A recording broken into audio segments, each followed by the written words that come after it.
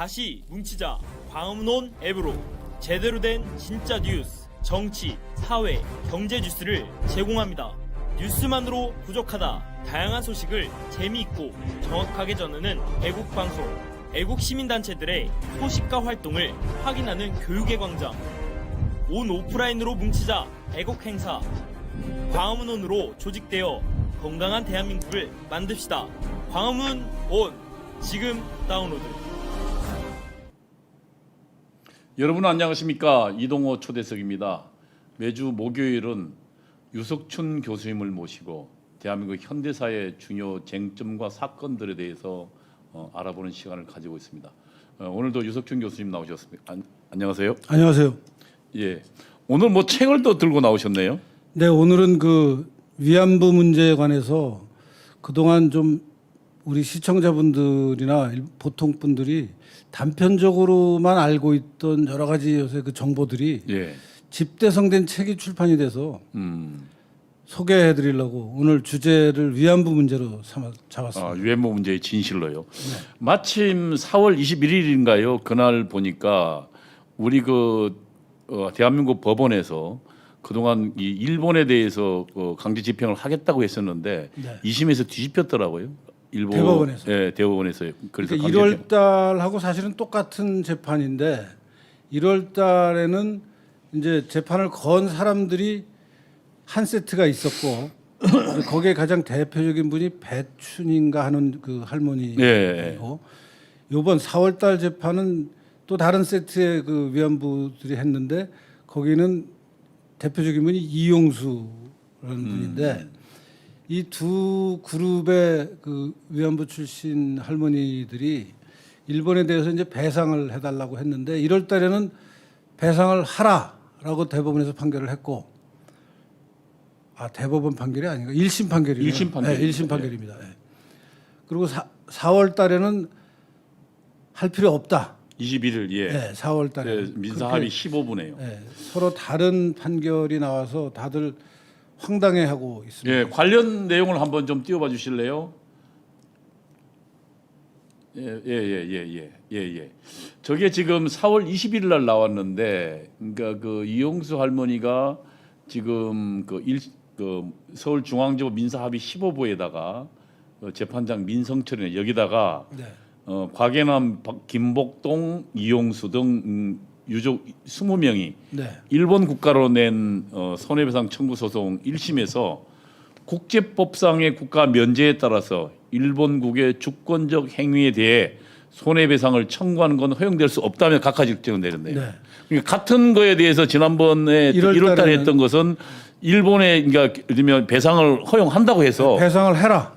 일본이 배상을 해야 된다라는 판결을 했죠. 그래서 일본 재산이 좀 압류하겠다는 거 아닙니까 지금? 아니 그게 이제 일본 재산을 압류를 해야 되는데 이제 그런 판결이 나왔으니까 일본 재산의 압류를 못 하겠다고 요 재판 판결이 나오기 하루 전날 그렇죠. 1월 달 판결도 압류를 못 하는 방향으로 또 후속 어떤 결정을 했습니다. 전 잘 이해가 안 되지만 아무튼 팩트는 1월 달에는 배상을 하라는 판결을 했고 그 배상을 하라는 판결에 따라서 뭔가 법을 집행하는 절차를 거쳐야 되는데 그게 현실적으로 불가능한 것을 깨닫고 아마도 이제 법원에서 요번에는 판결 자체를 배상할 필요가 없다. 그 이유로는 이제 그걸 뭐 국가면제, 비엔나 국제협약 위반이다. 그러니까 이제 다른 어떤 특정한 나라의 민사소송에서 다른 나라의 국가가 민사소송의 당사자가 될 수가 없다. 그게 국가 면제의 원칙이거든요. 예, 그러니까 이번 소송에서 그 판결문에 좀 밝혔던데 보니까 2008년도에 같은 사건이 있었더라고요. 이탈리아하고 일본하고요. 독일하고 페리나라는 사람이 그 이탈리아 대법원에서 어떻게 하냐면 독일 공장에서 강제로 일을 했는데 거기에 대한 손해배상 청구를 했어요. 네. 그래서 이탈리아 법원은 2008년도에 대법원은 독일 정부 책임을 인정했어요. 그래서 그러면 독일이 배상해라고 했는데 그거를 독일이 국제사법재판소에 가서 판결을 내는데 12대 3으로 독일에 대해서 국가 면제가 인정돼야 된다. 네. 다시 말하면 정부 대 정부 간에 해야지 이거를 개별로 손해배상 청구를 할 수 없다. 주권국에 대한 재판은 면제된다. 그렇죠. 라고는 취지로 국제사법재판소 이미 결론을 내렸더라고요. 네. 그러니까 우리 대한민국과 똑같은 비슷한 결론을 내린 거예요. 그런데 이번 그 재판부가 그걸 인용하면서 네. 일본국 주권국에 내린 재판을 다른 상대방이 만약 하면 안 된다. 네. 그러면서 이런 얘기도 재밌게 해놨더라고요. 만약에 그럼 우리 지금 베트남에 가서 우리 지금 그 국군이 파견해서 당시 그 전쟁을 벌였잖아요. 그러면 우리 전쟁 중에서 베트공들이 우리 국군은 손에 죽은 사람이 있을 거 아닙니까? 네. 그럼 그 사람들이 그러면 그 베트남이 이제 우리 그 이제 유족이 야 대한민국 국군이 너희 그 전쟁대 행위 때문에 우리 사람이 죽었으니 손해배상해라 해가지고 그러면 손해배상하면 그 당신 할 거냐? 네. 그 이야기를 하면서 결국 국가 간의 이 문제들은 국가 간의 외교적으로 풀어라. 네. 그게 비엔나의 국제 협약이고. 근데 지난번에는 보니까 우리 대법원도 그렇고 1심 판결이 엉터리를 했더라고요. 그러니까 지난번 1월달에 1월 달에. 원래 1월달에 있었던 판결이 이제 그런 면에서 굉장히 우려를 낳았었고 사실은 그거 전에 징용공 문제에 대해서 재작년인가에 대법원 최종 판결이 아니 그러니까 배상을 하라고 했잖아요. 그 상환입니까 김능환입니까 뭐 정말 뭐 무슨 뭐 역사에 뭐 앞에 선다는 지금 누가 당신 뭐 역사 앞에 서라 그랬나 법에 따라 해야 되는데 말이야. 그래서 이제 그때 그것 때문에 지금 일본에 대해서 우리나라의 입장이 강경해지니까 일본이 거기에 대한 보복으로 같이 강경해지니까 우리가 더 꼼짝 못하게 돼서 지금 사실 그때 이제 그 징용공 대법원 판결을 전후로 해서 맞아 노 재팬 운동이 굉장히 활성화됐었거든요.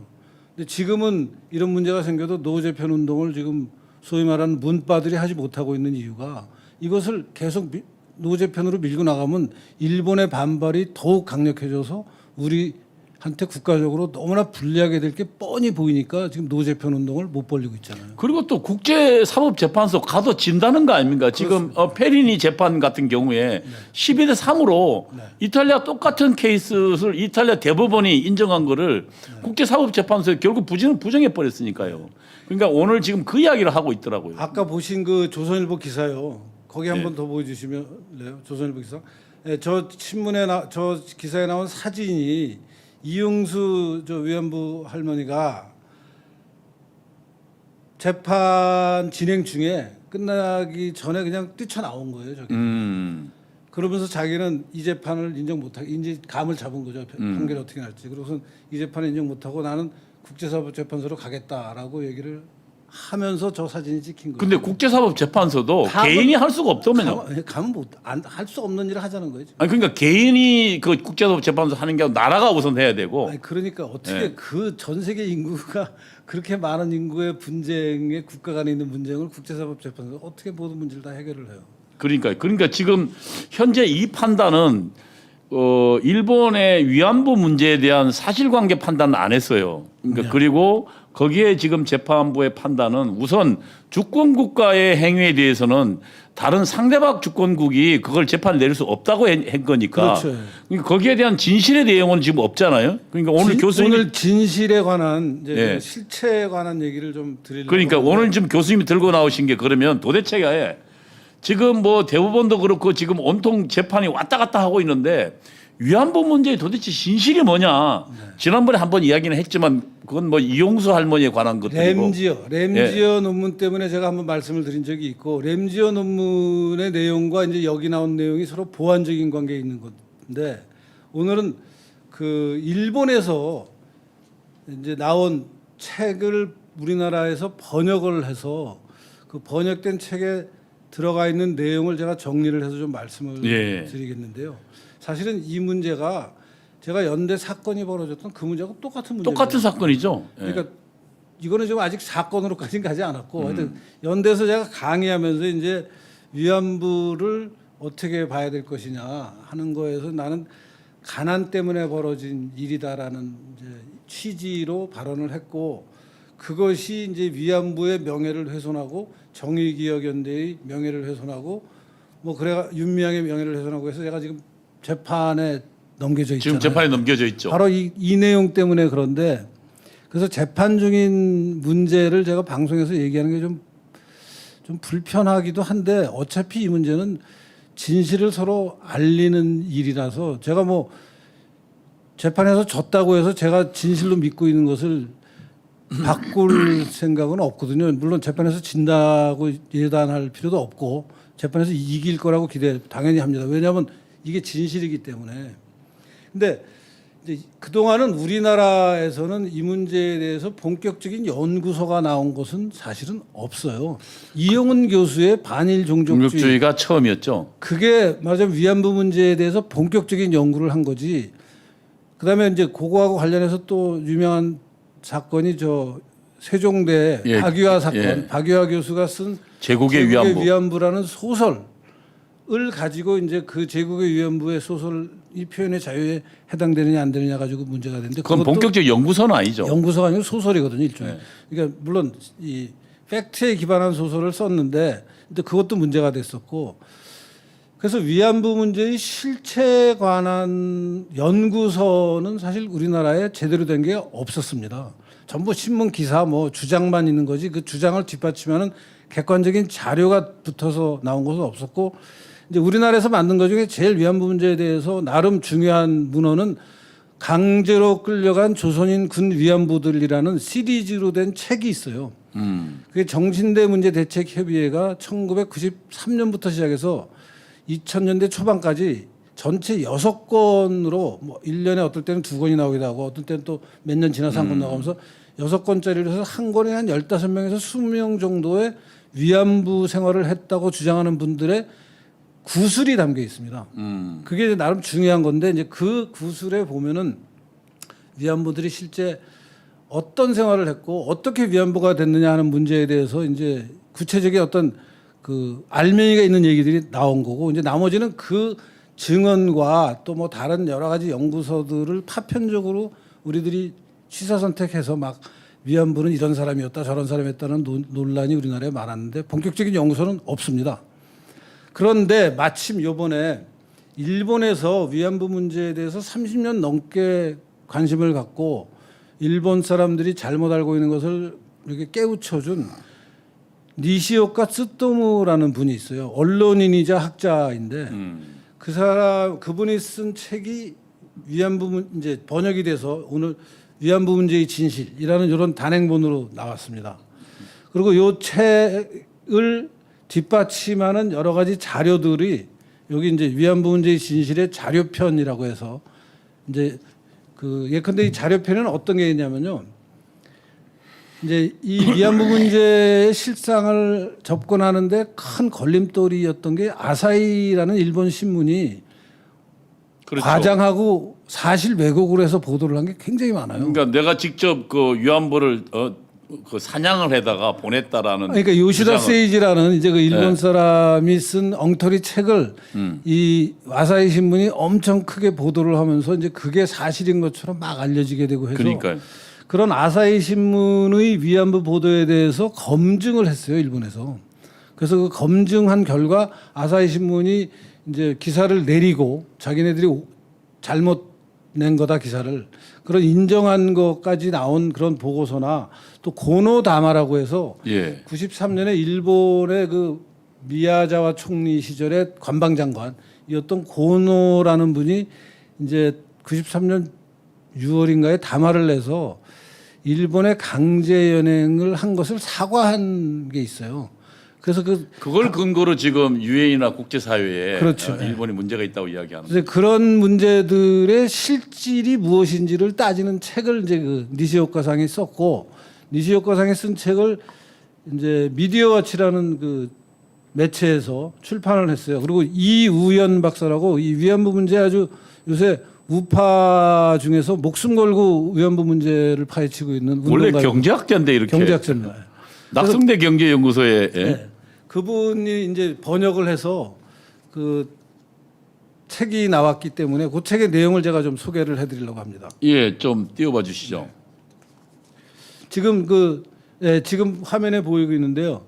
그 맨 왼쪽에 일본말이 나온 책이 이제 원저입니다. 일본에서 나온 그 니시오카 쓰토무의 위안부 문제에 이제 관한 책을 파란색으로 표지가 된 옆에 있는 위안부 문제의 진실이라는 제목으로 붙여서 부제가 한국 정부와 언론이 말하지 않는, 그러니까 우리나라에서는 절대 말하지 않는 위안부 문제의 진실이 여기 있다라는 거고, 그 옆에 녹색으로 된 책은 이제 자료집입니다. 그 자료집이네요. 저 파란 책에서 나온 여러 가지 논쟁들을 뒷받침하는 이제 실제 자료들을 이제 모아서 책으로 냈고요.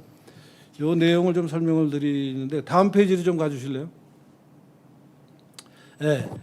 저자인 니시오카 스토무가 어떤 분인지를 좀 말씀을 드리면은 지금 56년생이고, 그러니까 지금 60 중반 나이죠.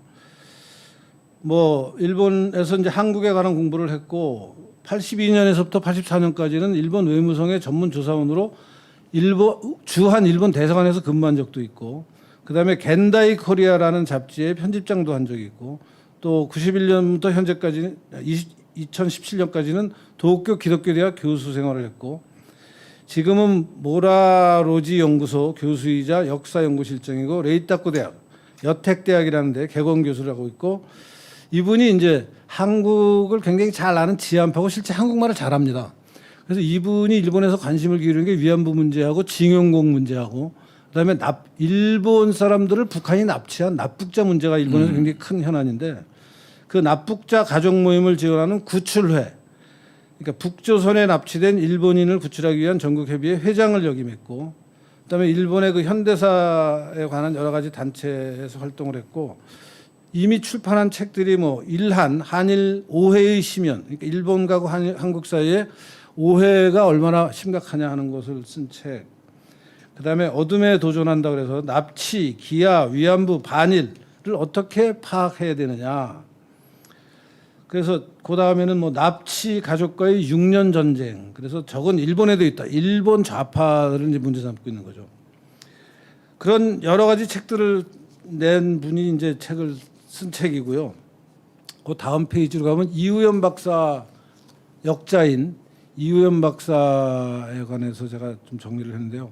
1966년생이시고 성균관대학교에서 조선 후기부터 지금까지 현대까지 산림의 그 소유권 변천에 관한 연구로 박사학위를 받았고, 잘 알려지지 않은 연구네요. 굉장히 귀한 연구죠.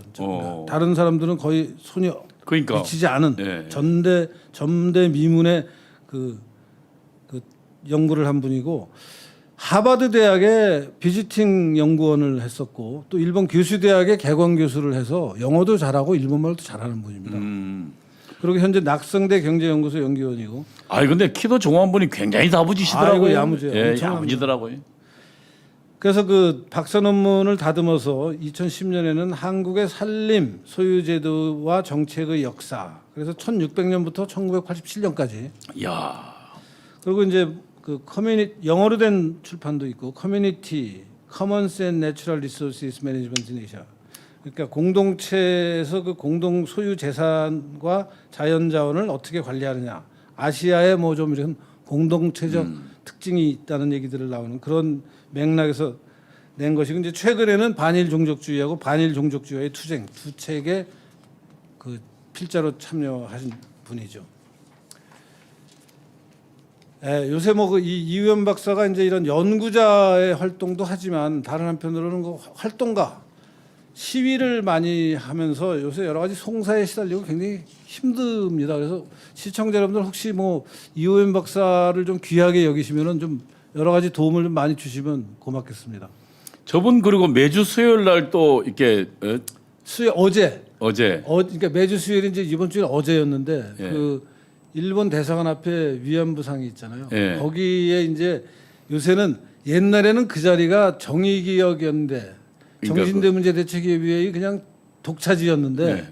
요새 정의기억연대의 문제를 이제 이우연 박사가 중심이 돼서 뭐 저도 포함되고 여러분들이 정의기억연대나 윤미향이나 이 정신대문제대책위원회가 문제가 많다라는 얘기를 많이 해서 요새는 그 위안부상 근처의 공간이 우파 활동가 시위대가 더 많습니다. 오, 그래. 야, 이제 요새는 역전됐군요. 정의연이 좀 줄어들고 있습니다. 이따가 그 기사도 한번, 그 기사 먼저 보여주실 수 있으세요? 아니 그거 말고 요거 말고 저 기사를 제가 하나 아침에 하나 보내드렸는데 나중에 볼까요 그럼? 예, 지금 그러니까 그 역전되는 게 윤명하고 그 워낙 양아치 같은 짓을 많이 했더라고요. 예, 사실 그 요 기사입니다. 예, 저번에. 예, 예. 예. 이게 지금 이거는 저희 쪽에 그렇게 친화적인 매체가 아닌. 그러니까 뭐 매체인데 제목이 보니까 제목이 30년 수요 시위는 어쩌다 보수단체 시위에 포위됐나. 이게 요새 상황입니다. 이게 어제 나온 기사거든요. 보수단체들은 저렇게 얘기합니다. 위안부 존재 자체가 사기다. 어우, 굿 맞네요. 윤미향 감옥 가야 된다. 정의연은 수요 시위 계속한다. 비방 욕설에는 법적 대응하겠다. 뭐 이런 이제 티격태격을 지금 하고 있는 상황으로 바뀌었습니다. 저것도 엄청난 변화죠. 엄청난 변화네. 역사의 변화가 시작되고 있습니다. 그러니까 쟤들이 포위됐으니까. 네. 다시 책으로 돌아가겠습니다. 예. 이 책의 핵심 주장은 딱 요 두 가지입니다. 다음 페이지요. 다음 페이지 넘어가 주시죠. 예. 이 니시오카가 쓴 책 위안부 문제의 진실은 위안부를 한국 사람들이나 많은 해외에 있는 그 일본 사람 또 아니 그러니까 일본 본토에 있는 사람들, 한국에 있는 사람들, 뭐 미국에 있는 사람들 중에 상당한 숫자 국제 사회에서도 강제 연행당했다고 알고 있는데 강제 연행당한 것이 아니다. 가난에 의해서 희생된 사람들이다. 뭐 이렇게 일부에는 자기 부모들이 팔고. 그다음에 위안부를 이제 정의기억연대가 특히 성노예라고 섹스 슬레이브라고 얘기를 하는데 성노동자다. 섹스 워커다. 이제 이 두 가지 주장을 펴는데 필요한 여러 가지 자료 그리고 일본에서 저 두 가지 주장을 자기가 하면서 일본 안에서 반대 주장을 하던 사람들과 다투면서 법정 그 싸움까지 하면서 지난 30년 동안의 역정을 이 책에 다 써놨습니다. 일본 사회에서 어떤 일이 벌어졌는지. 그래서 가장 중요한 게 이제 곧 설명을 드리겠습니다만 요시다 세이지라는 사람이 일본에서 1983년에 나의 전쟁 범죄라는 책을 썼어요. 근데 이 책이 이제 거짓말을 해서 일본 군인들이 조선반도에 와서 이제 조선 처녀들을 막 잡아갔다라는 얘기를 쓴 책인데 이 거짓말 책이 처음에는 거짓인지를 모를 거 아니에요. 책이 나오면은. 그렇지. 이 요시다 세이지의 책이 일본에서 이게 진실이다라고 생각하게끔 아사히 신문이 엄청 크게 보도를 많이 해줬어요. 그러니까 저게 거짓말이 아니고 진짜라고 보증해 준 거죠. 이 아사히 그렇죠. 신문이. 그러니까 위안부 사냥을 했다라는 얘기를 했는데 그게 이제 보증서 준 게 아사히 신문이고. 그러니까 일본 군경이 나서 가지고 그렇죠. 예. 멀쩡히 집에 있는 처녀들을 납치하거나 혹은 길거리 가는 걸 마구 잡아가지고 그냥 위안부로 보냈다는 그런 주장 아닙니까? 그렇습니다.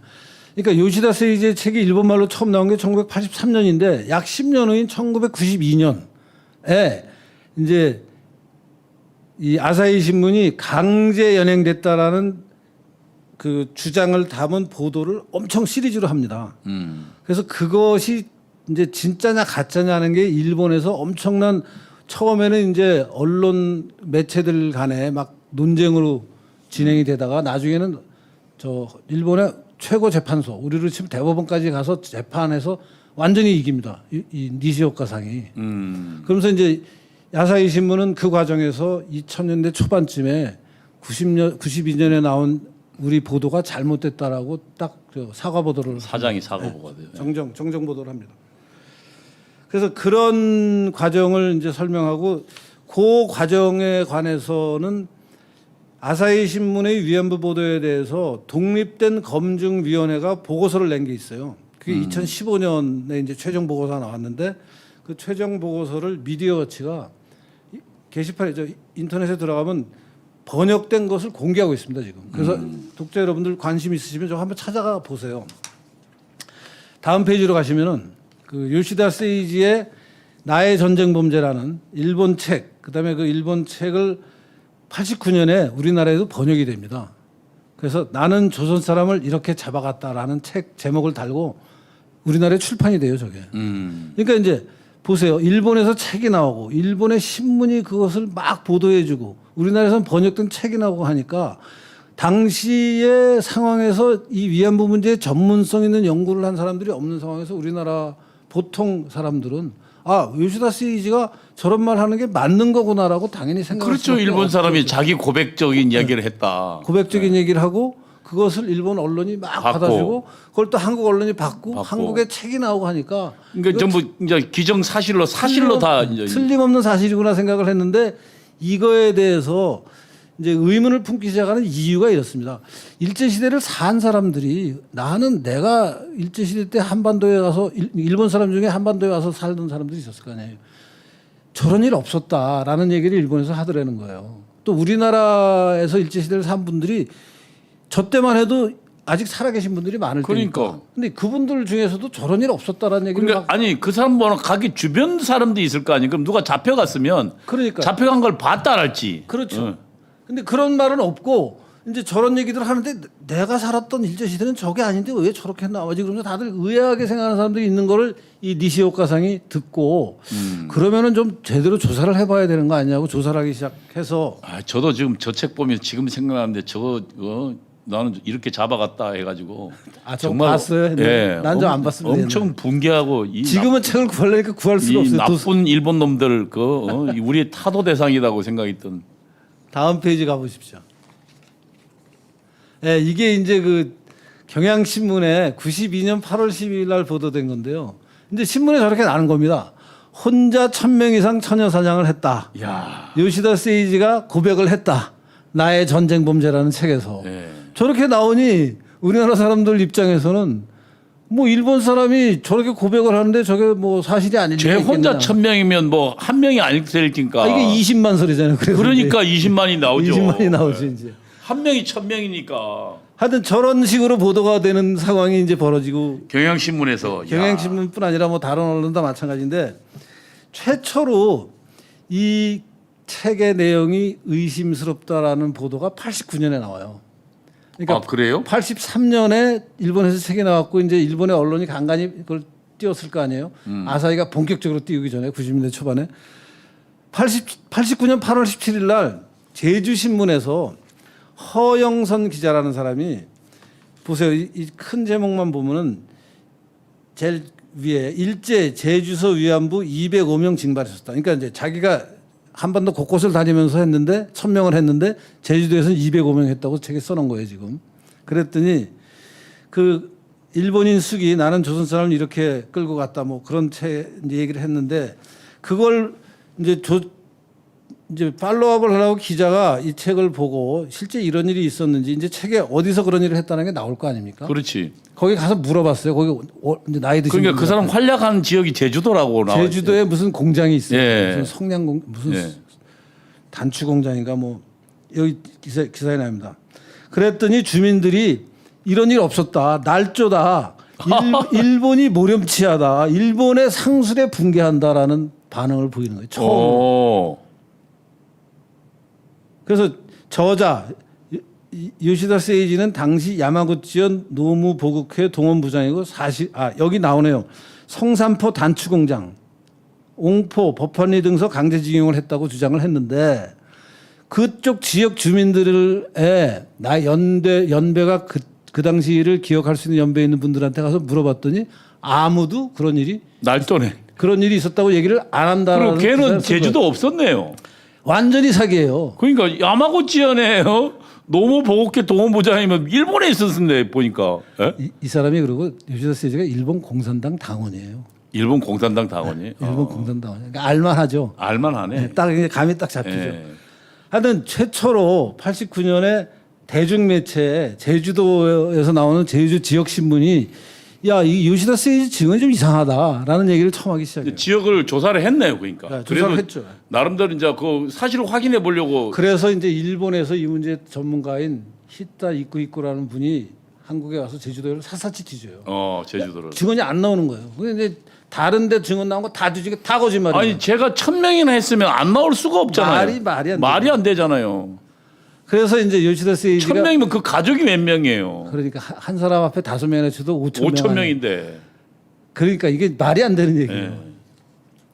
아사히 신문이 그래서 이제 이걸 이제 엉터리로 이렇게 했다라는 거고 또 하나 이제 아사히가 왜곡한 거의 대표적인 게 이제 김학순이라는 최초의 카밍아웃한 위안부라고 스스로를 카밍아웃한 김학순이라는 분이 있습니다. 이분의 증언에 관한 얘기가 있는데요. 좀 다음 페이지로 넘어가 주실래요? 네. 아사히 신문이 이제 김학순의 증언을 왜곡을 하는데요. 91년 12월 6일 후쿠시마 미즈호라는 일본 변호사, 다카키 게니치라는 일본 변호사 등이 일본에 위안부 보상을 요구한 최초의 손해배상 청구 재판을 했어요. 근데 이제 그게 시간이 가면서 한 15년 걸려서 2004년에 최고재판소에서 이제 패소를 합니다. 근데 이 최초의 재판을 청구했을 때 아사히 신문은 이렇게 써요. 해당 소장에서 그러니까 이제 이 두 일본 변호사가 쓴 소장에 부모가 팔아 기생이 되었다라고 기재되어 있는 것을 소장에는 부모가 팔아서 기생이 되었다라고 써 있는데 신문 보도에는 일본군이 위안부를 여자 정신대로 강제 연행했다로 바꿔서 기사를 쓴 거예요. 그래 소장하고 다르게. 소장하고 다르게 쓴 거예요. 그러니까 완전히 장문을 한 거예요. 장문을 한 거네 신문을. 그리고 후쿠시마 등도 소장 내용을 군에 연행됐었다로 변경했어요. 나중에. 네, 나중에. 예. 그러니까 이제 완전히 창작을 하되기 시작하는 거죠. 근데 실제 이 김학순 씨가 첫 증언을 한 것은 여기 따옴표로 돼 있죠. 사진 밑에. 나는 친모에 의해 먼저 기생으로 팔렸고 이후 양부에 의해서 양아버지에 의해서 다시 양아버지 여기서 포주입니다. 예. 다시 위안부로 팔렸다. 본인이 이렇게 얘기했었어요. 이 증거가 일본에만 있는 게 아니라 우리나라 신문에 있습니다. 다음 신문 한번 보세요. 다음 페이지. 다음 페이지에 보면 이제 91년 8월 11일 아사히 신문이 김학순의 보도를 처음 보도하는 겁니다. 김학순의 그 발언을. 그래서 뭐 종군 위안부가 반세기 만에 열기 힘든 입을 열었다. 그래서 이제 이렇게 보도를 했는데 이 보도가 이제 엉터리였던 거죠. 그러니까 이 보도가 그거네요. 그러니까 원래 자기 얘기는 자기 엄마가 파는 건데 경찰이 한 걸로 야 참. 다음 페이지로 가주세요. 네, 이게 한겨레가 91년 8월 15일 날 보도한 겁니다. 여기 보면 제가 빨간 기사에 보면 빨간 걸 이렇게 박스를 만들어 놓은 그 가운데 문단에 있는데 그걸 제가 옆에다가 큰 글자로 쳐놨습니다. 이 한겨레 신문 기사에 이렇게 나옵니다. 김학순이 하는 말이에요. 어머니에 의해 14살 때 평양 기생 건본으로 팔려갔다. 건본이라는 기생 학교입니다. 3년간의 건본 활동을 마친 맞아요. 이제 요새로 치면 무슨 뭡니까? 기회 이런 걸 배웠겠죠. 요새 왜 그 있잖아요. 음악학교? 아니 스타들 그 뭡니까?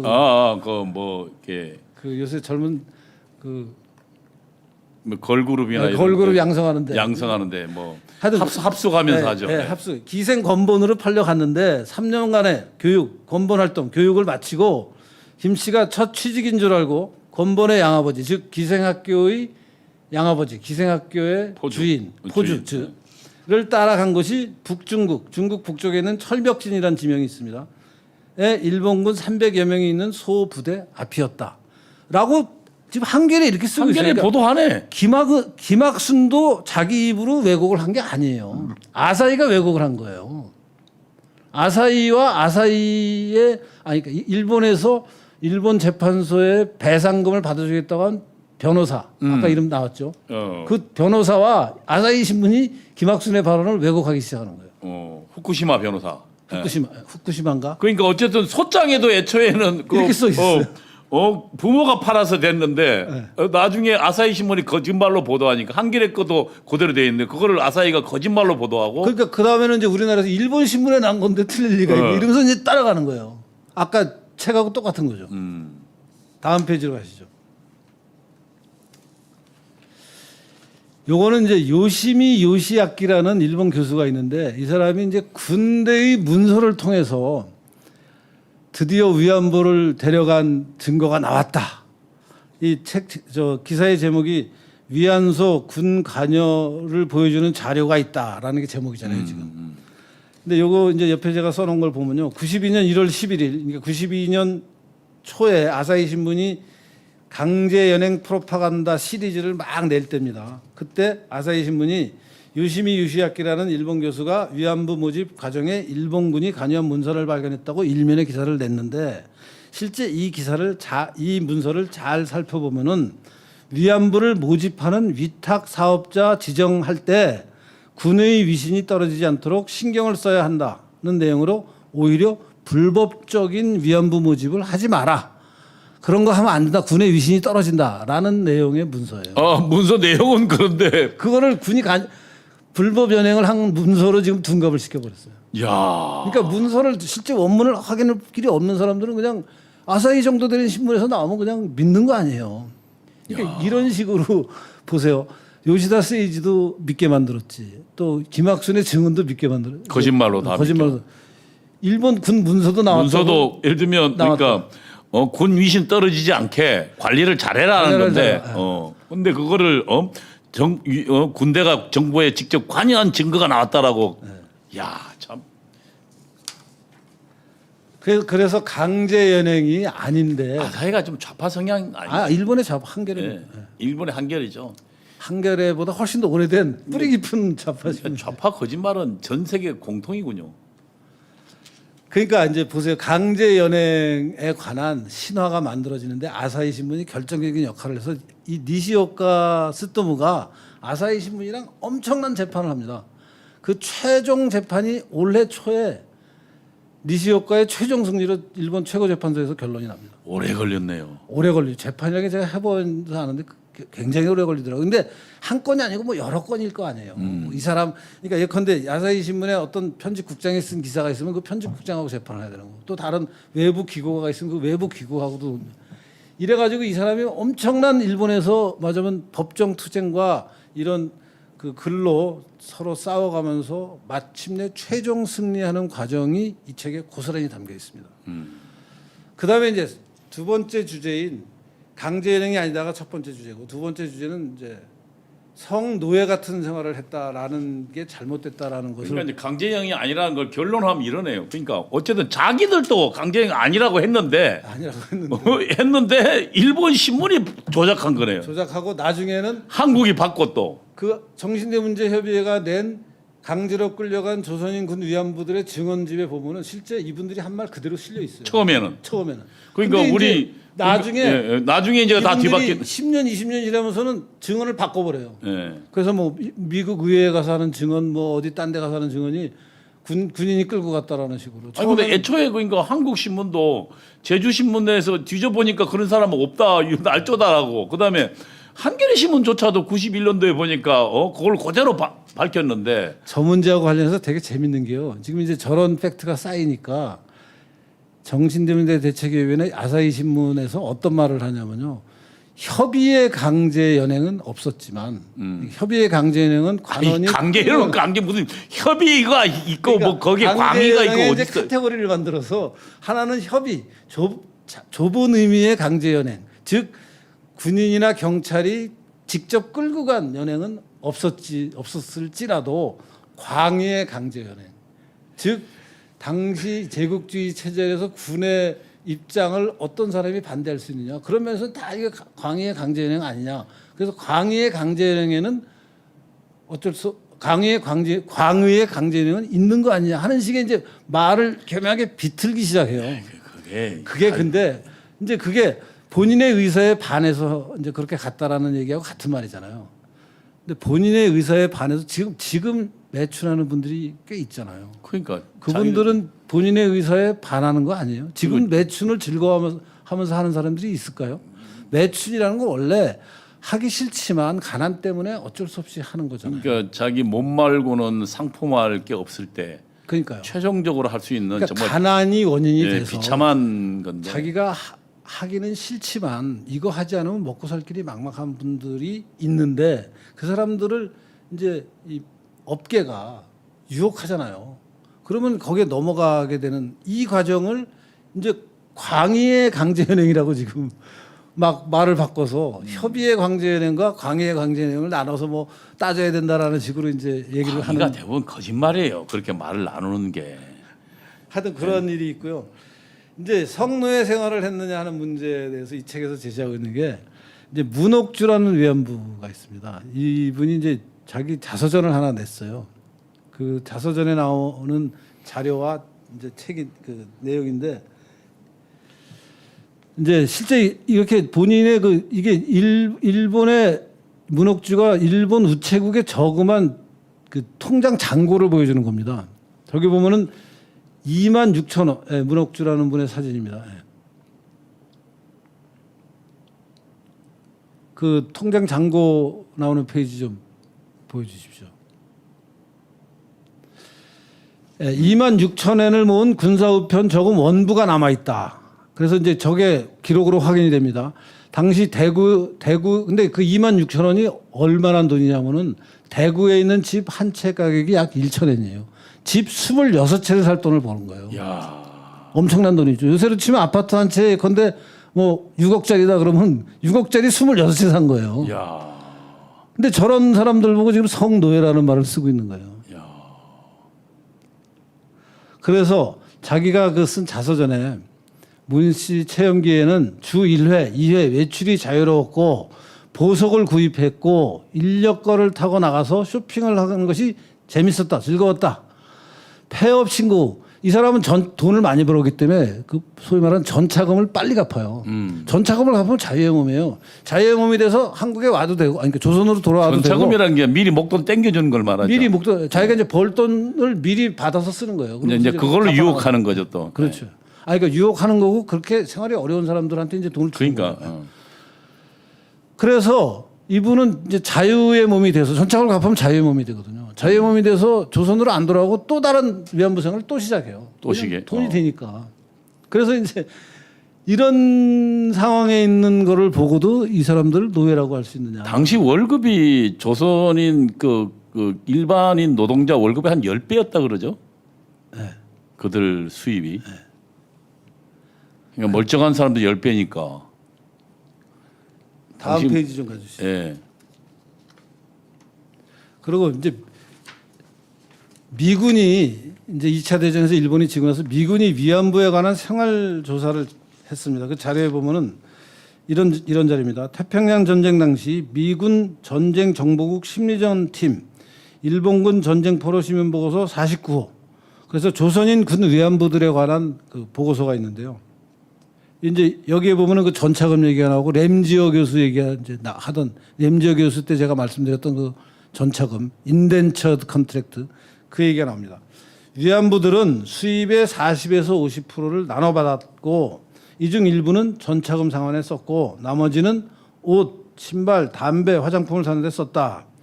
위안부 월 수입은 750엔, 당시 병사 월급은 15에서 25엔.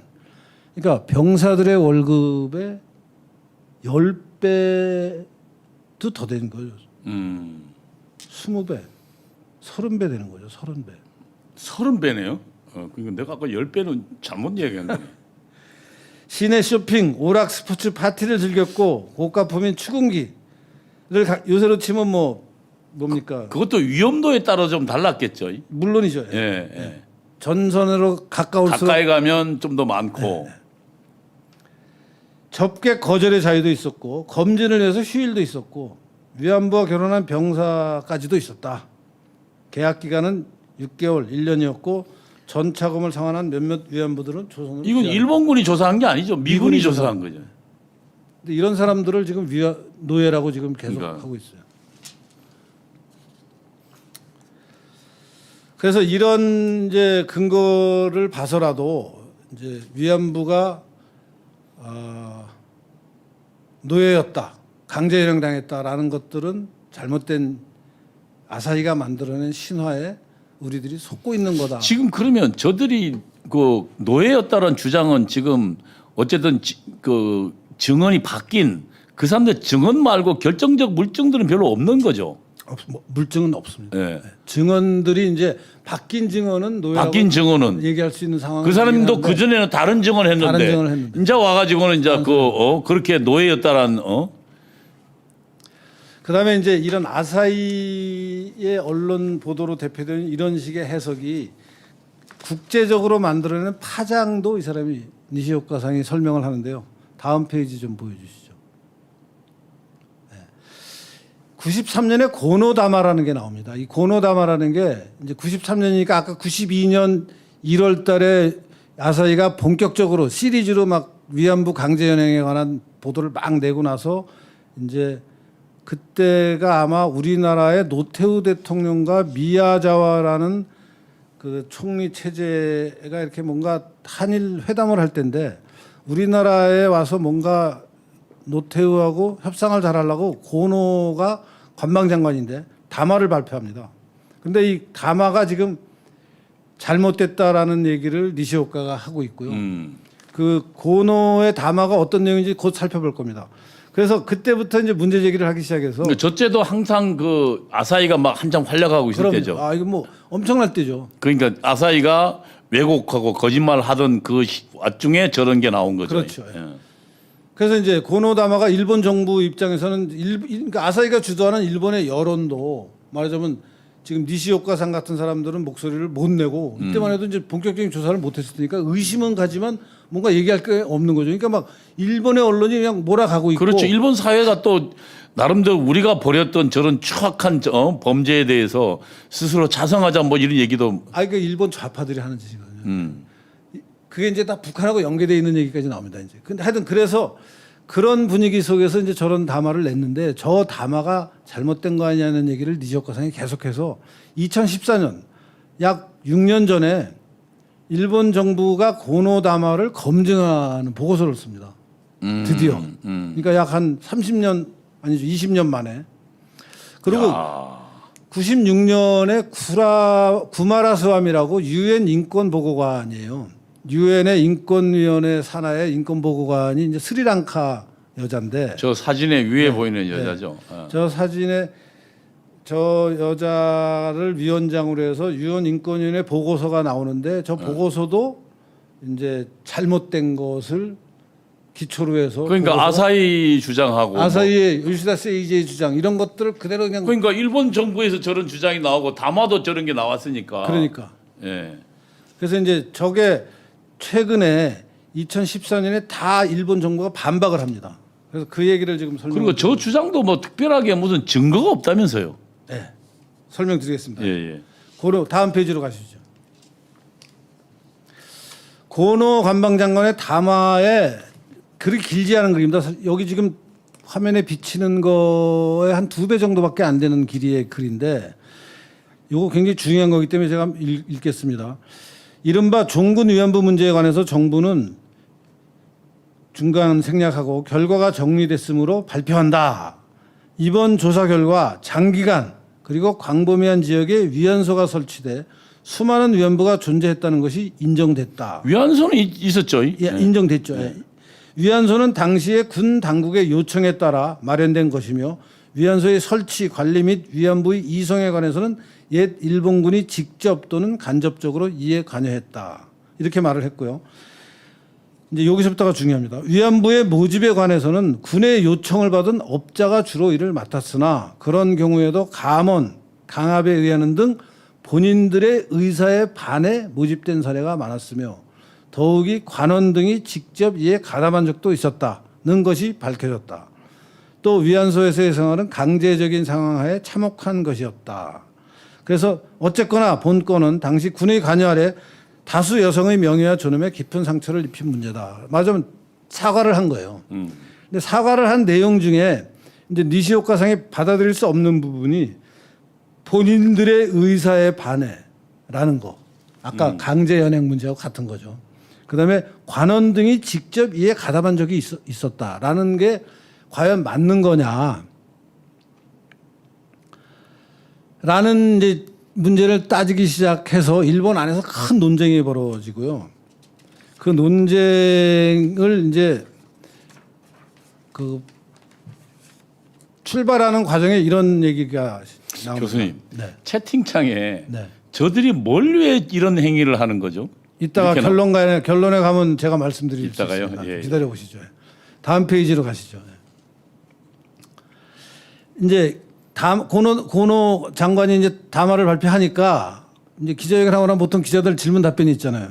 기자회견에서 기자가 그렇게 물어요. 강제연행을 인정한 것인가? 그랬더니 그렇다라고 대답했어요. 그러니까 강제연행을 인정한 거예요. 일본 정부가 지금. 그래서 강제연행을 인정하는 이 대목이 등장하는 이유를 이제 니시오카가 하는 겁니다. 이거는 96년 일본의 앞날과 역사 교육을 생각하는 젊은 의원 모임에서 그 의원들 모임이니까 이제 정부의 관리들을 불러서 질문 답변을 할 수 있는데 니시오카도 거기 참여해서 청문 조사한 결과 외정심의실 심의관, 외무부의 심의관으로부터 다운표입니다. 조선인의 권력에 의한 강제연행을 인정한 것이 아니라 인도네시아 자바섬 스마랑에서 발생한 몇 사람의 일본 군인들에 의한 전쟁 범죄 행위를 가리키는 전쟁 범죄 행위 때문에 그런 답변을 한 것입니다라고 답변을 하게 돼요. 그러니까 이제 일본 정부의 속사정을 따져본 겁니다. 지금 스마랑에 있는 일본군 부대에서 이제 전쟁 범죄가 일어났다 하니까 강제연행을 했다. 그렇기 때문에 저런 말이 나왔다라고 이제 일본 정부가 답을 한 거죠. 그래서 인도네시아 스마랑 사건이 무엇인지 이제 조사를 해봤더니 이런 겁니다. 다음 페이지로 가시죠. 네.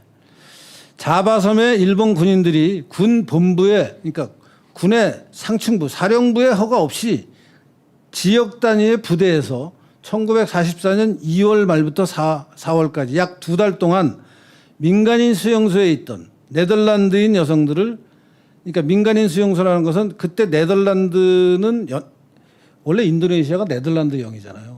거기를 일본이 침략을 했잖아요. 그렇죠. 일본이 지배하고 있다가 이제 태평양전에서 미군한테 밀리고 있는 상황이에요. 그러니까 이 당시 일본은 네덜란드랑 전쟁 상태인 거예요. 그러니까 네덜란드 민간인을 일본 군인이 잡아서 포로로 데리고 있는데 그 포로로 데리고 있는 네덜란드인 몇 명을 강제로 매침부로 일하게 해서 그런 일이 있었어요. 저 사진이 좀 나왔어요. 예, 예, 서양 여자 매춘부이라는 사진이. 군인 5명, 민간인 4명이 연합군에 이제 전쟁이 끝나고 연합군에 의해서 전쟁 범죄로 재판을 받고 이 일을 한 군인들은 사형, 징역에 처해진 사건이 실제로 있습니다. 스마랑 사건이. 근데 이 사건은 이렇게 봐야 되는 거예요. 이 사건은 당시 일본의 일부였던 조선인이 아니고 일본의 적이었던 네덜란드인을 대상으로 벌어진 사건이고 또한 군 수뇌부, 사령부의 명령이 아니라 현지 부대장인 소자, 소령의 주도로 이루어진 군 내부의 맞으면 일탈 행위이지 이게 군 전체의 조직적인 범죄가 아니다. 그래서 전쟁이 끝나고 심각한 범죄 행위로 사형까지 받은 사건이 있었어요. 이 사건 때문에 일본 정부가 맞으면 강제연행을 인정하게 되는 거예요. 그러니까 엉뚱한 걸 가지고 인정했는데 지금 그걸 그러니까 조선 사람은 해당되는 일이 없는 거예요. 지금. 없는 거예요. 일본 그 네덜란드 적국이었고. 적국이었고. 예. 우리는 사실은 내선 일체를 가지고 일본과 예. 그렇죠. 일본은 우리나라 사람을 차별하지 않았다고 주장해요. 우리나라 사람들은 차별받았다고 얘기하지만 그래서 일본 군 입장에서는 이런 식의 차별을 할 수가 없는 거예요. 근데 이제 막 이렇게 차별을 했다라고 이것 때문에 이제 그래서 강제연행을 인정했니 안 했니 뭐 하는 논란들이 많은데 강제연행을 인정한 일본의 그 구체적인 사례는 바로 인도네시아 자바섬에서 있었던 스마랑 사건이고 이것은 군의 조직적인 어떤 행동이 아니고 그 단위 지역에서 있었던 일탈 행동이었다. 그래서 전쟁이 끝나고 전범 재판에 넘겨져서 사형을 언도받았다. 그런 사건을 두고 이제 하는 거고.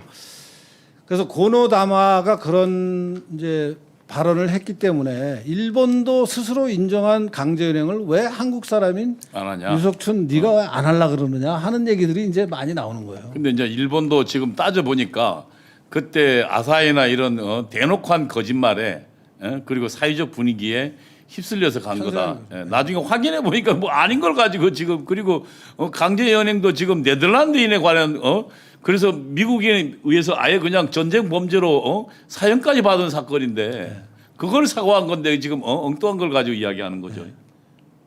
예, 그다음에 또 그다음 페이지로 가주시죠. 이제 그 96년 구마라스와미 보고서는 어떤 문제가 저게 있느냐? 가장 그렇다. 왜냐하면 야 유엔의 보고서가 나왔는데 유엔의 건의를 이제 포장을 해서 이제 된 건데 저게 구마라스와미가 가장 그 의존을 많이 하고 있는 구마라스와미 보고문은 이렇게 이제 어떤 주장을 이렇게 포인트를 얘기할 때마다 인용되는 게 95년에 나온 힉스라는 사람이 쓴 호주 사람이 쓴 더 컴포트 우먼이라는 책이에요. 위안부란 얘기. 그리고 저 책의 부제는 Sex Slaves of the Japanese Imperial Force. 그러니까 일본 군대의 성노예라는 책 이제 부제가 붙어 있는 책인데 이 구마라스와미 보고서는 95년 출판된 호주 저널리스트 힉스의 저서에 일방적으로 의존하고 있고 이 책이 당시 영어로 된 유일한 위안부 서적이에요. 95년에 위안부에 관한 영어로 된 서적은 일본에도 없고 전 세계에 저 책밖에 없는 거예요. 근데 저 책은 힉스가 썼는데 힉스라는 사람은 당시 일본에서 그냥 사실로 받아들여졌던 아사히 보도를 그대로 받아서 이제 책을 만든 거죠. 그래서 이 책은 위안부를 빈곤을 원인으로 하는 인신매매 피해자로 보지 않고 권력에 의해 강제 연행된 희생자라고 보는데 이 책이 다시 그러니까 요시다 세이지나 아사히 신문의 보도를 엄청 의존하고 있는 책이에요. 실제 이것도 뺏긴 거니까 뭐 하나 지금 하나가 나오면은 계속 하나 나오면 그것이 연쇄 반응이야. 아사히로 가고 아사히가 또 그다음에 고노다마로 가고 고노다마가 고노다마로 또 이거로 가고 그러니까 거짓이 계속 물고 늘어져서 지금 확대 재생산을. 유엔 보고서까지 왔군요. 그다음에 이제 2000년에 이런 일도 있었습니다. 2000년에는 이제 동경에서 여성 국제 전범 모의 법정이라는 게 있어요. 일종의 이제 이제 말하자면 위안부가 강제 연행됐다고 주장하는 각국 그 대표들이 모여서 이제 이 위안부를 강제 연행한 책임을 누구에게 어떻게 지을 거냐 하는 것을 모의 재판을 해요. 거기에 이제 결론은 일본 천황과 일본 정부가 죄가 있다. 근데 거기 보면은 이 법정에는 행사의 취지에 찬성하는 인물들만 입장하게 했었고 그래서 우리나라를 대표하는 검사는 박원순이 갔어요. 여기. 그리고 북한에서는 북한의 위안부 피해를 이제 대변하는 검사는 북한에서 파견된 황호남과 정남영이라는 사람인데 이 두 사람은 나중에 일본 정부로부터 북한 공작원으로 확인이 돼서 입국이 금지되는 사람들이에요. 그러니까 전부 저런 사람들만 모여서 모의 재판을 하고 일본이 이제 잘못됐다라는 얘기를 하는 여론을 확산시키는 이벤트가 한번 있었어요. 그러니까 보세요.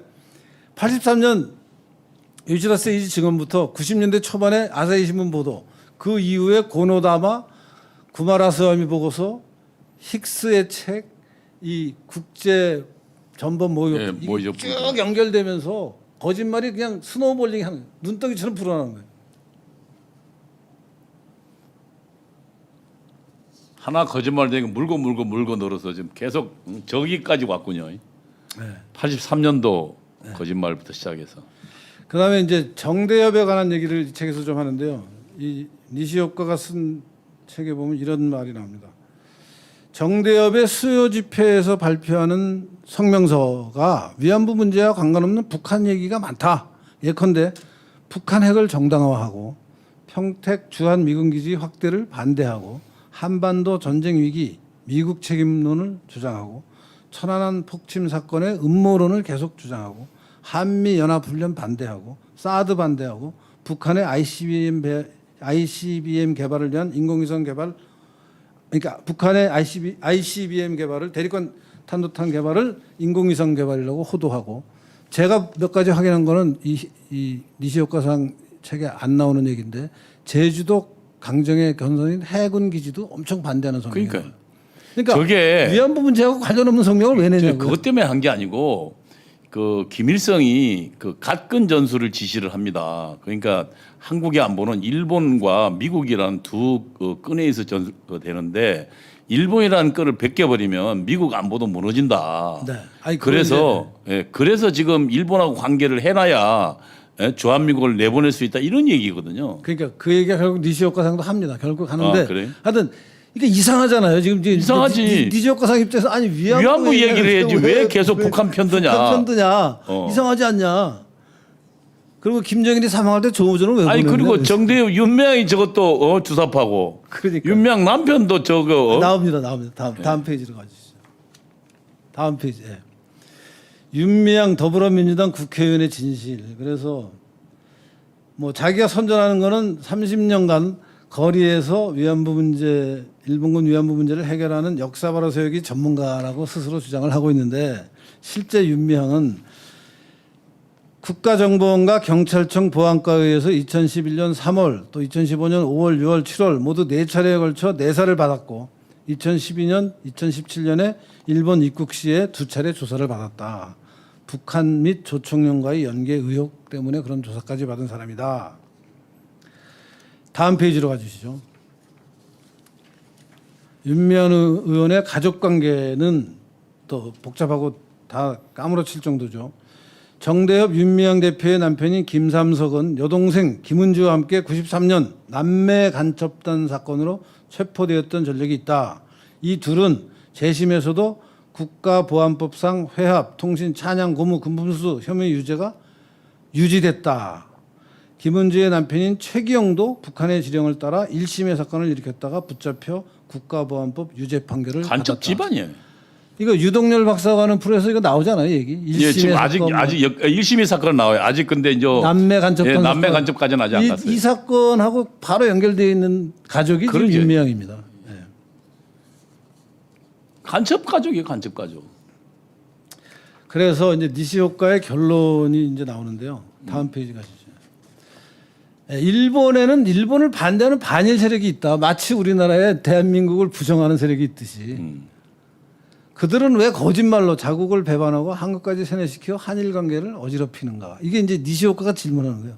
한국과 일본의 종북 반일 세력이 날조한 위안부 문제. 이제 한일 자유민주주의 세력은 위안부 문제의 거짓말과 맞서 싸워야 한다. 예. 지금 얘기하신 각근 전술을 우리가 깨야 된다라는 깨야 얘기가- 돼요. 예, 그 얘기하고 있는 거예요.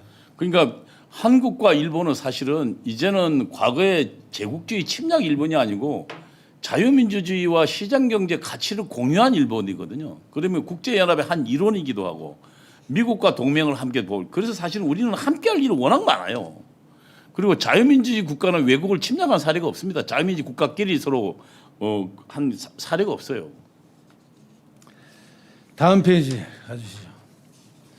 그래서 니시오카 이 상이 이 문제 위안부 문제를 너무 좁게 위안부 문제와 한일 간의 문제로만 보지 말고 동아시아 전체 지평으로 넓혀 보면은 결국은 중국 공산당 김정일의 독재라는 자유민주주의에 반환한 정치 세력이 지금 자신들이 저지르고 있는 무시무시한 인권 침해라는 문제를 방지한 채 과거의 를 끄집어내어 일본을 고립시키려는 큰 틀이 있다. 이것을 폭로해야 된다. 그리고 가치 외교의 국제 네트워크를 만들어서 역공을 가야 된다. 반일 세력의 네트워크에 대해서는 가치관을 함께하는 자유민주주의 세력의 네트워크를 만들어서 일본을 정상화시키고 당연히 대한민국도 정상화시키고 동아시아에서 진정한 의미의 평화와 안정과 자유를 위해서 싸워야 된다. 그러려면은 북중러 동맹 대 한미일 동맹 중에서 무엇을 택할 것인지 당연하죠. 우리랑 같은 똑같은 네. 우리랑 그래서 교류를 열심히 해야 될 뿐입니다. 앞으로 좀 그러네요. 언제 한번 한국에 오면은 여기 방송에도 한번 모십시오. 그래야 되겠네요. 여기까지입니까? 네, 이 정도. 아이고 고생하셨습니다. 아이고 고생했습니다. 그러니까 이제 크게 결론은 두 가지죠. 강제는 없었다. 네, 그다음에 또 하나가 뭐였죠? 성노예 아니었다. 성노예 아니었다. 그러니까 당시 30 몇 배네요. 26채. 26채. 대구의 집값 집 26채. 아니 그리고 그러니까 이들이 받는 그 수입들이 월 수입들이 30배. 30배. 사병의 30배. 예.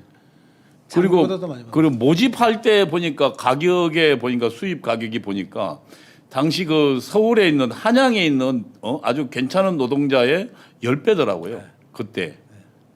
그러니까 예를 들면 지금처럼 전쟁에 훨씬 일선을 가면 더 많고 그러니까 일반적으로 그냥 가는 것도 꽤 높은 수익을 그러니까 이제 그 교수님 이 보고서에 나와 있는 것처럼 그들은 출퇴근도 자유로웠고 그다음에 정기적으로 그 건강 검진도 받고 쇼핑도 하러 다니고. 쇼핑도 하러 다니고 뭐 문화생활 보석도 사러 다녔죠. 예, 문화생활도 하고 저축도 해서 나중에 한몫 예를 들면 그 생활 자금을 마련하는 사람도 많고 또 저들 중에는 또 당시 조선에 있는 자기 부모 형제들 먹여 살린 사람도 많죠. 아니, 똑순이들이. 다들 그 이유 때문에 가족의 가난 때문에 가죠. 본인이 그러니까 가족이 가난하니까 본인도 가난하고 그래서 그 가난을 해결하려고 가는 거죠. 그러니까 이제 우리가 지금 이 위안부 문제를 하는 이유는 사실은 저들이 정말 그 곤궁에 처하지 않았다가 아니라 우선 곤궁에 처한 건 맞지만 그 원인 제공은 결국은 조선의 가난이고 예? 조선 정부의 가난이고 그리고 그 가난에 시달린 그 자발적 선택이었거나 혹은 또 자기 부모들이 또 정말 비정하게 입 하나 던다고 자기 딸을 팔았거나 혹은 또 율락가에 있었던 사람이 자발적으로 찾아갔거나 이런 서너 가지 유행이지. 사실은 그래서 이제 저들이 당시 우리 조선이 정말로 제대로 독립국도 되지 못하고 나라를 국민들을 챙기지 못하고 나라 자체가 망했으니까 지금 저런 고통들이 있었다라는 것을 우리 역사의 교훈으로 삼아야지. 그것을 남 탓하면서 말이야. 무슨 뭐 저들이 무슨 성노예였다거니 아니 노예라는 건 뭐 딱 가둬가지고 아무런 자유도 없는 걸 말하잖아요. 노예는 돈을 못 받죠. 돈도 못 받죠. 임금 노동자는 일하면 임금을 받는데 네. 노예는 임금이 없는 거예요. 아무도 없는 거죠. 이 의원은 그냥. 강압에 의해서 예. 아무런 보상 없이 일만 네. 하는 게 노예잖아요. 그리고 자유가 없으니까 어디 나다니지도 못하고 그게 노예인데 그게 노예도 아니고 그다음에 또 하나는 강제 노예도 없었다.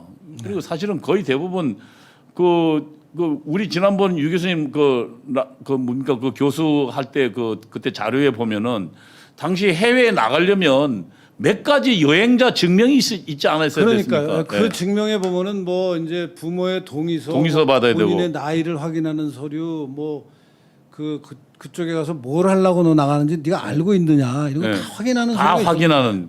근데 이것을 그냥 본인도 모르게 그냥 끌려가게 됐다라고 얘기하는 것은 사실하고 거짓이라는 안 거죠. 맞는 거죠. 그리고 중요한 건 저렇게 만약에 저것을 반박하려면 반박 자료가 있어야 되는데 자료도 없고 지금 우리는 가장 많이 하는 게 아니 유엔 보고서가 나오는데 왜 그러냐. 그러니까 지금 따져보면 유엔 보고서 자체도 거짓에 근거한 것의 연속이었네요. 아니 그러니까 그 스리랑카 여성이 뭐 박사학위는 있었을지 모르지만 일본과 한국의 역사를 어떻게 압니까? 그러니까.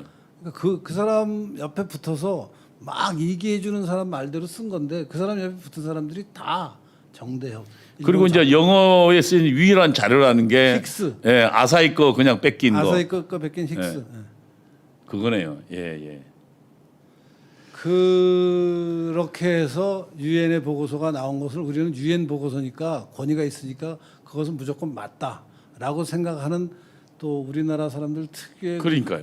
그 유엔 의존적인 뭐 그런 그러니까. 게 있는데 아니 그리고 고노 외상이 또 야 사과했는데 그러니까. 있었다는데 왜 너 없다 그러냐. 그러니까 지금 따져 보니까 사실 고노 외상도 잘못 내용을 알고 지금 한 거네요.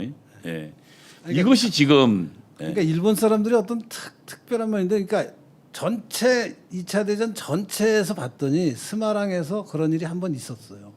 그럼 그거 그냥 이렇게 좀 이런 일은 예외로 하고 우리는 강제연행 안 했다라고 얘기할 수도 있는 것을 강제연행 했다고 얘기를 해버리잖아요. 일본 사람 특유의 어떤 뭐 완벽주의라 결벽증 같은 게 결벽증이랄까. 일본 사람들 좀 그런 게 있죠. 근데 그것 때문에 지금 두고 강제연행이 아닌데 강제연행이라는 얘기를 계속 일본이 듣고 있고 그러니까 강제행이 있었던 건 사실인데 그게 이제 네덜란드 사람이 네덜란드 사람이 예, 인도네시아에서 있던 네덜란드 사건에 대한 본인에 대한 설명인데 그것을 조선인 위원부가 다 그렇게 됐다라고 지금 오해하게 만든 그러니까 조선이 적국도 아닌데 그런 이야기였군요. 야 오늘 뭐 지금 그 교수님의 주장에 따라서 밝혀진 것만 너무 많은 내용들이 있네요. 아니 그러니까 이 내용이 사실 굉장히 좀 이렇게 이제 공부를 좀 해야 되는데 많은 이제 보통 분들은 그냥 파편적으로 듣기만 하잖아요. 그리고 언론 보도니까 그러니까요. 뭐. 언론 보도 아니고는 이 얘기를 들을 방법이 없죠. 그러니까 이제 근데 다행히 이제 이런 그 역사적 사실 실체를 아는 사람들의 숫자가 조금씩 늘어나서 아까도 제가 모두에서 말씀드렸다시피 그 일본 대사관앞에 위안부상 근처에 이제 어떤 시위대의 모습이 과거에는 정대협 일색이었는데 요새는 그 정대협의 문제를 지적하는 또 위안부상의 문제를 지적하는 그래서 위안부상 없애자라는 얘기를 하는 사람들이 상당히 늘어나서 요새는 그 사람들이 정대협 시위를 포위하고 있어요. 그러니까 이제는 사실은 윤명이나 했던 그런 거의 뭐 양아치보다 못한 짓들이 하나씩 드러나고 있잖아요. 그 위안부를 가지고 앞장 세워 가지고 몸도 아픈데 그 사람을 끌고 전국을 돌아다녔다는 거 아닙니까? 그래서 그걸 가지고 모금해 가지고 전부 자기들이 썼다는 거 아닙니까 지금? 예? 그리고 그 위안부 한답시고 건물 만들어서 자기들 임대 사업하고 말이죠. 그리고 위안부 한다고 모금해 가지고 그들한테 주지도 않고 그리고 그들 죽을 때 되면 그들 다 포기각하게 만들어서 그걸 다 자기 거 활동비로 했다는 거 아닙니까? 이제 그런 것들이 드러나면서 지금 국민들이 분노하고 있는 거죠. 저들이 얼굴은 천사 얼굴 하지만 속으로는 정말 악마 같은 짓을 한 거죠. 정말 고통당한 사람들이 그 상처를 후드려 판 거죠. 그렇죠. 예, 예. 위안부 문제를 해결하려고 그런 게 아니라 위안부 문제를 악화시키고 있어요. 그러니까 해결한다고 하니까 해결 못하게 한 거 아닙니까? 윤미향이 나서가지고 해결되면 자기들 장사 안 되니까. 그러니까. 정말 악마 같은 것들이죠. 여러분 어떻게 보셨습니까? 여기까지가 사실은 위안부 문제의 진실입니다. 지금 유석준 교수가 밝혔듯이 이 보고서 책에도 나왔듯이 위안부 사건은 일본의 공산당원인 사람이 거짓 증언으로부터 시작됐습니다. 83년도. 그리고 그것을 예를 들면 일본의 좌파 신문이 받고 그것을 계속적으로 증폭시키면서 일본 외상이 거기에 대한 자기 스스로 잘못된 고백도 하고 답변도 하고 그리고 그것이 결국은 유엔의 보고서까지 나오는 과정을 거쳐서 이걸 가지고 국내 좌파들이 또 증폭시키는 과정을 겪어왔습니다. 그리고 지금 일본과 지금 대한민국 관계는 최악의 관계로 되고 있습니다. 일본은 사실은 한국 안보에 굉장히 중요한 나라거든요. 우리 주한미군의 거의 대부분의 보급기지가 다 일본에 있습니다. 우리는 연합해서 중국 공산당과 북한과 맞서 싸워야 되는데 이들을 갈라놓은 건 결국은 공산당의 분열 공작입니다. 여기에 놀아나서는 안 됩니다. 그리고 김일성이 75년도에 이미 각군 연설을 이야기합니다. 그래서 대한민국이 그 전까지는 이 일본 반일 위안부 문제가 없었어요.